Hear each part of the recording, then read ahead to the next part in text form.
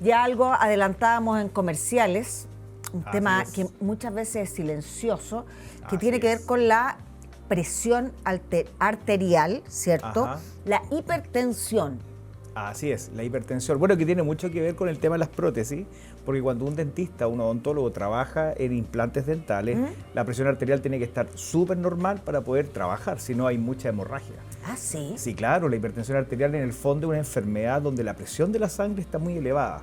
Por lo tanto, cualquier herida o cualquier intervención que se haga, incluso una cirugía mayor o menor, ¿Ya? si hay alguna herida, hay más sangrado. O sea, ese es como lo que impacta en un pabellón. Pero en la vida diaria, por supuesto que no impacta, porque la presión alta nos va dañando silenciosamente. A ver, ¿por qué se sube la presión? Hay diferentes causas. La mayoría de las causas son genéticas. Dentro de, por ejemplo, si tengo mamá, papá con hipertensión arterial, es genética, pero también por los alimentos que vaya consumiendo.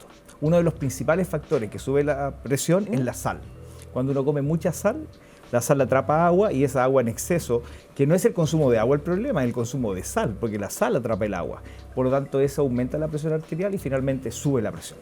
Y también hay otros factores como la cafeína, como por ejemplo la hierba mate que tiene cafeína, y el ají que también sube la presión. O sea, hay diferentes factores, pero la mayoría de las veces es la parte genética que finalmente terminamos hipertensos. ¿Qué le será eso? Sí, y es bueno saberlo porque si yo soy Sí. hipertenso, así voy evitando qué cosas hacer. Por ejemplo, qué alimentos no consumir.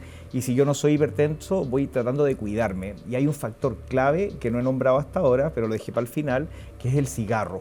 Cuando nosotros fumamos o respiramos el humo de cigarro de otras personas como fumadores pasivos en el fondo, la nicotina que absorbe nuestro cuerpo a través de los pulmones va dañando los mecanismos de la presión, de control de la presión arterial y por lo tanto el cigarro nos va transformando en hipertensos. No es que solamente nos sube la presión, sino que nos transforma en hipertensos. Sí, yo le comentaba que a veces las personas se ven súper bien. Sí, regio. Uy, le dice, mira, te voy a... Porque hay unas Exacto. maquinitas, veíamos ahí que hay maquinitas caseras, Así es. ¿cierto?, para tomarse la presión. Así es. Y uno ve y dice, uy, mira, le salió súper alta la presión. Claro. Pero se ve regio, así que chao, filo. Y no le duele, no tiene Claro, mareos, ninguna está molestia. perfecta la persona. De hecho, la hipertensión arterial, Claudita, y amigos que nos escuchan, es el enemigo, se le llama el asesino silencioso. Dentro de los enemigos que hay o asesinos que hay, son los asesinos silenciosos. La hipertensión arterial ya es uno de ellos. La hipertensión arterial puede provocar síntomas, pero en muy pocas personas. Quizás en la casa dicen, no, pero a mí cuando me sube la presión, siento que me sube la presión. Sí, la gente a veces siente que se le acelera el corazón, le duele la cabeza, puede sentir mareos, puede tener zumbido de oídos, pero son pocas veces o pocas personas a las que le ocurre. La Ya, pero- mayoría de las personas no le ocurre. Pero Julio, ponte tú.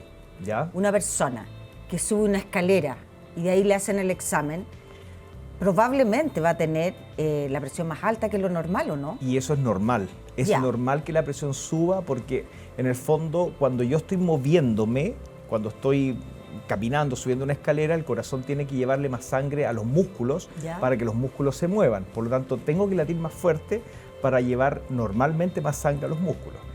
Por eso se cataloga la presión alta cuando uno está en reposo y si en reposo tiene la presión alta. Ya, eso es Sí. súper importante. Sí, Entonces, claro. a la hora de tomar la presión, Debo estar en reposo. la persona tiene que estar en reposo. ¿Cuánto rato crees tú, Claudita, que hay que estar en reposo? Más o menos. 5 minutos, Casi 10. 10 minutos. 10 minutos en reposo y me tomo la presión. Ah, O sea, tengo que estar 10 minutos en reposo. Además, no debo haber comido porque también comer sube la presión. Por ejemplo, este ¿y a tema qué hora entonces uno debiera tomarse la presión? Por ejemplo, yo a los pacientes hipertensos siempre les recomiendo al despertar en la mañana, Ya. antes de tomarse los medicamentos, para ver con qué presión desperté respecto a los medicamentos anteriores que me tomé. Ya. Siempre antes de tomar un medicamento para la presión es bueno tomarme la presión para saber cómo está y respetar estos 10 minutos de reposo y no haber comido. Así que en la mañana calza perfecto. Oye, Julio, lo otro que te iba a preguntar respecto a la edad donde uno Ya. empieza a ser tema la hipertensión. Ya. Después de los 40, todo es tema. ¿Ah? El oculista, el Exactamente. oftalmólogo, el del pelo, ya todo. Pero un joven, por ejemplo, ¿puede tener hipertensión? Sí, claro. De hecho, yo en la consulta tengo pacientes más jóvenes. Estamos hablando de 30, 25 años, incluso algunos adolescentes que empiezan a tener ya hipertensión.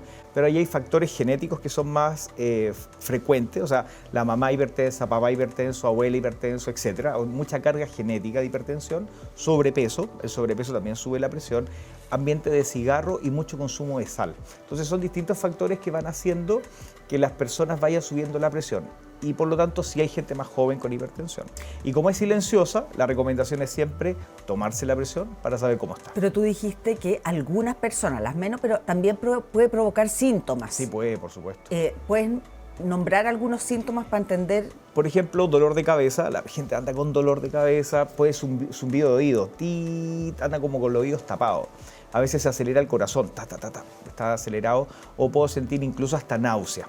A veces las personas pueden sentir cansancio y agotamiento, pero la mayoría de las veces dolor de cabeza y zumbido. Ese es como lo más frecuente. Oye, ¿y cuando alguien se enoja mucho? No, si yo he visto gente... Enoja al resto. No, porque así como, pero ¿cómo? Y se ponen rojo y todo, y dicen, oye, este gallo le va a dar un ataque al corazón, por favor, no. Paren, deténganse. No pasa también porque tú hablas de factores más bien físicos o externos, como la sal. Pero tiene que ver con la personalidad también, el estrés. Sí, por supuesto. El estrés siempre afecta al cuerpo en diferentes formas. En cuanto a la presión arterial, porque el estrés de pasada, el estrés sube el azúcar, el estrés sube el colesterol y tiene que ver con el cortisol que alguna vez conversamos hace mucho tiempo atrás.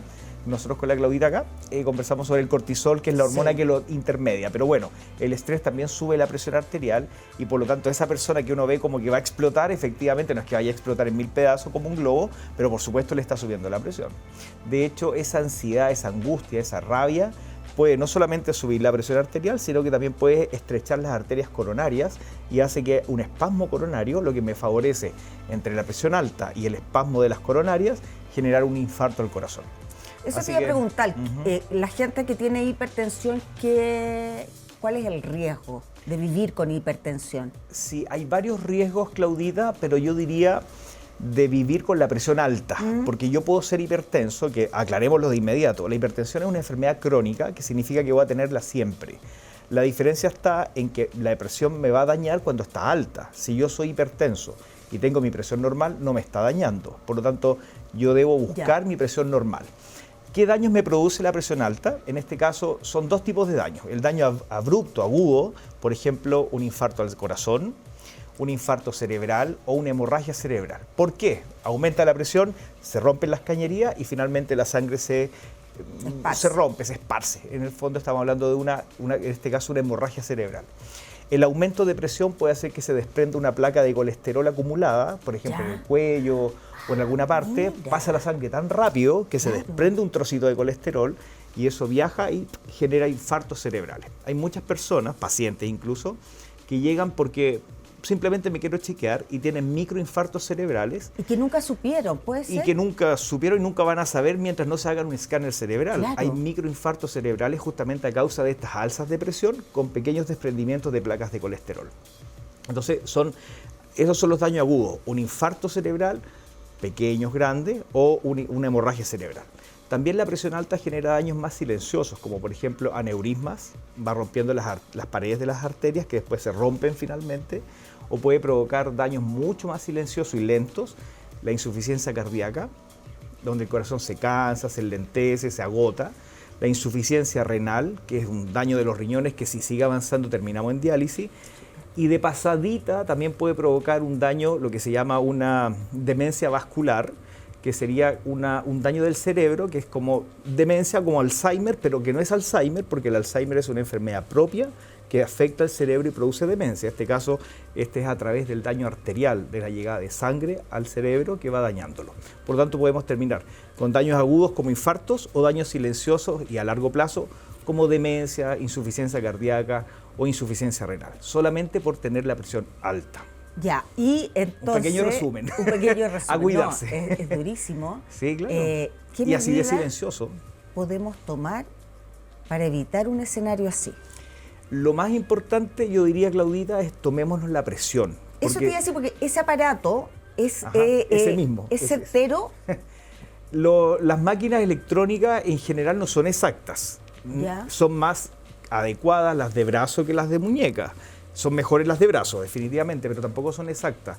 Las que son mejores son las de las manómetros, las de aire, las que ocupamos como en la consulta, Y tiene que las más estar- antiguas. Mira, te voy a preguntar porque yo a mi mamá le tomo la presión Ya, qué bueno. y se la tomo encima del chaleco y el otro día me dijo, parece que tenéis que sacar esto. Sí, ¿Tiene pues, que estar en la piel? debe estar directo para que no hayan capas que separen, en este caso, la piel de la máquina, del Tiene brazalete. que ser al en el brazo, fondo. directo. Debe ser directo.